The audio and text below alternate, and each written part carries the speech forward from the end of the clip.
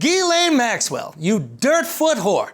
This week, Ghislaine Maxwell, the accomplice of egg dick pedophile and suicide victim Jeffrey Epstein, was arrested and the world finally found out how to pronounce her stupid fucking name. I always thought it was Ghislaine, which doesn't sound like a British socialite. It sounds like what's inside a rap groupie's stomach. Maxwell was accused of recruiting, grooming, trafficking, and abusing cabinets full of underage girls, not as a producer at Miramax, but as Epstein's right hand in their child sex ring. Congrats, feminists! Female pedophile kingpins are finally getting the attention they deserve. The patriarchy has been crushed like Epstein's windpipe. Their human trafficking operation was over 20 years old, or as Epstein would say, ugh. They were enabled by a powerful network of politicians, billionaires, celebrities, and Kevin Spacey, which is weird because he's not even into girls. I guess he's just that into rape. So all this begs the question, why did the arrest take so long, and where the fuck was this guy? Now, some say they were able to fly under the radar because they had powerful friends, like former president and sex god Bill Clinton, who rode on Epstein's plane 27 times. Now, I'm not saying he knew anything about underage girls, but 27 times? You didn't see a retainer lying around? It didn't make you nervous that Epstein passed out iPads to keep the girls quiet? You weren't curious when he put his oxygen mask on before assisting the girls around him? It wasn't peculiar that they didn't call it first class, they called it homeroom? None of that, Bill? Their network didn't just include past presidents, but the current one too. Old Donald used to party with Epstein back in the day before banning him from Mar-a-Lago for hitting on an underage girl. Trump said their friendship fell apart not over Chuck E. Cheese sex parties, but rather a real estate bidding war. In typical Epstein fashion, he refused to go to a higher number and lost out on his development wet dreams. It wasn't just presidents. Maxwell and Epstein were connected to royalty too. They were close personal friends with human penguin Prince Andrew. The prince loved everything about Epstein, especially the teen. On 5 occasions, he visited Jeffrey's estate in the Virgin Islands. Virgin? I'm not even gonna make that joke, that's too childish. Like their girlfriends. They would go on shooting holidays together. What kind of shooting? Skeet? In 2010, the Duke of York was so disgusted by the news that his longtime pal was a pedo that he decided to fly to New York and party with him for 4 days. He even stayed at the Diddler's townhouse. Why'd he stay there? But you were staying at the house of a convicted sex offender. It was a convenient place to stay. Yeah, convenient if you want to have sex with children, you Scooby-Doo villain-looking motherfucker, and you would have gotten away with it if it wasn't for those meddling kids. Presidents, royalty, but don't leave out the billionaires. I mean, if you're trying to run an international pedophile ring, you need money from countless secret sources, right? Nope.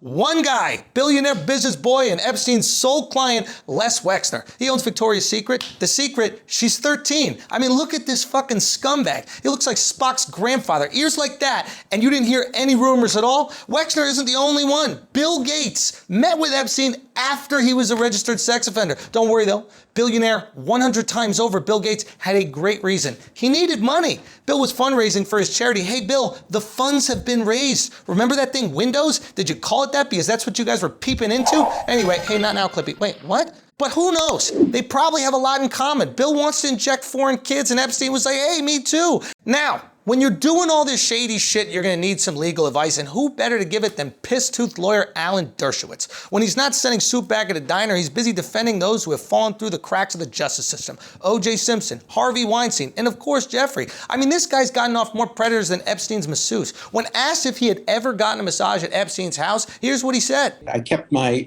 underwear on during the massage. Why do you distinctly remember that, you fuck? As if you can't have sex with your underwear still on. You just gotta stick your little St. James through that hole in the front. Also, you don't like massages? I don't like massages particularly. So why the fuck did you get one? I don't like carrots. If I'm offered some carrots, I'm gonna say no, especially if they're baby carrots. So you're probably thinking, how come they were never arrested before this? Well, they were. Epstein was charged the first time in 2008 and he pled guilty, registered as a sex offender, and had to pay 36 victims. 36! How do you even keep track of that? You must need an expensive filing cabinet. Anyway, he served barely a year in a private wing of the jail where he had the freedom to leave 6 days a week. The illegal deal struck by then district attorney and Geico spokesperson Alex Acosta was so sweet, Ghislaine almost recruited it into sexual slavery. It was negotiated by Dershowitz, who kept his underwear on the entire time.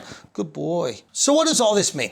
I'll be honest, I don't fucking know. And anyone that says they do is full of shit. Maybe Epstein didn't kill himself. And maybe Epstein isn't even dead. And maybe Ghislaine and Epstein were working on behalf of some government intelligence to blackmail powerful people, not that blackmail. After all, Ghislaine's dad was an Israeli spy and her sisters wrote software for the FBI. But with everything we know, how is anyone still calling this a baseless conspiracy theory?